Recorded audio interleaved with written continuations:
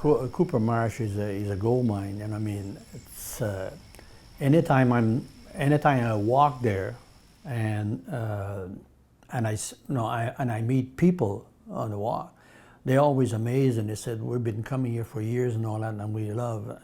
And every one of them has their pair of binoculars, they have a camera, and they're taking pictures of the birds and all that. And it's a wetland. It's really rich. Some people come every day. Some of them feed birds like I'm doing, but others, just the fact that you're in nature, the fresh air, the wind blowing through the leaves, and you can hear the birds practically constantly, is refreshing. I've met very few people, once they have an opportunity to do that, say, oh, that's really not interesting, because there's just so many cool things out there. I always say to people, if you haven't been there, let me take you there. We farmed at the early part of our life, and land that wasn't producing, we planted trees. When we were developing Tree Haven, Bill started thinking, well, it could all be developed someday. But he thought this marsh was really different and it should be preserved. Bill Cooper was the instigator in getting the Raisin Region Conservation Authority to realize that the wetland was under threat of development, cottagers, etc.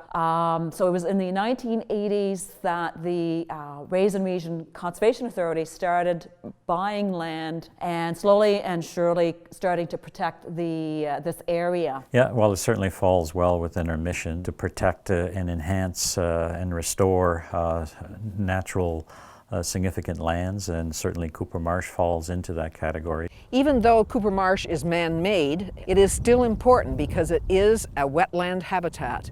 And whether it's man-made or natural, wetlands are important for their biodiversity.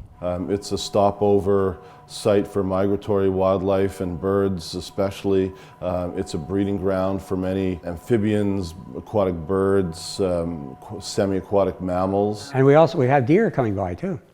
We usually have deer, and a couple of years ago we had a moose.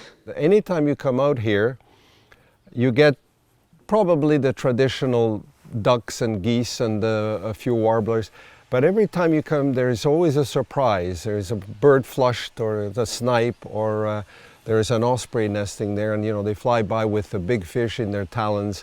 And so it is, as a matter of fact, it is a prime birding location for the whole of Ontario. And I know how much it's loved by people, not only locally, but from far and wide. They just love the marsh because it's very different to anything else that they've experienced. They love the boardwalks, being able to walk through the marsh. What we say, really get the wetland experience. We do education programs from kindergarten right up to seniors groups and everything in between, including special needs children. And seeing the expression on children's faces when they actually collect a slug or holding a turtle, if you wish, the sheer enjoyment of seeing that, and also for them to be learning something about the wetland, the ecology, and how important it is. And we've been doing that now for more than a decade, and we reach several thousand students every year. Cooper Marsh conservators have been terrific at promoting the marsh and also doing some fundraising. And we set a fundraising target to restore first the boardwalk and to rebuild it completely, and then we started to look at restoration of the whole of the marsh. It's a human-made structure. It was made by building some ring dikes and flooding the area inside the ring dikes to create that wetland.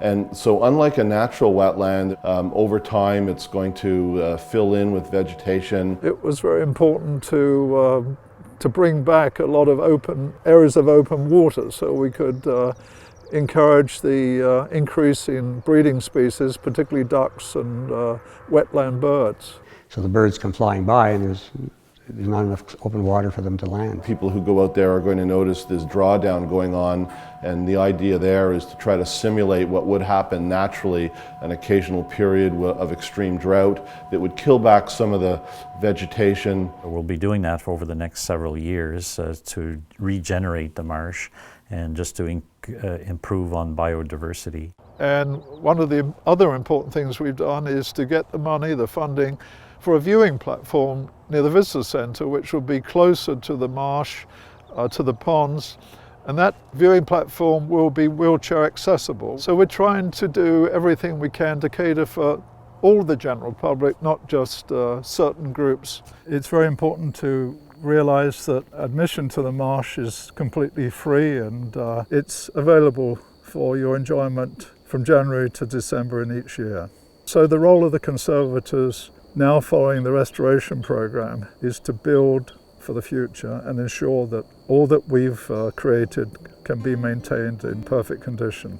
So we want you to donate, and wherever you can, to donate generously. We have so very few wetlands left along the North Shore, mainly because of development and also because some areas just aren't conducive to having wetlands. It's a provincially significant wetland, Class 1, and it's going to basically stay like that for ages to come. The area is a little jewel for ecotourism, for the local economy. I'm very proud of that we were able to open things up to benefit children, especially because they're our future.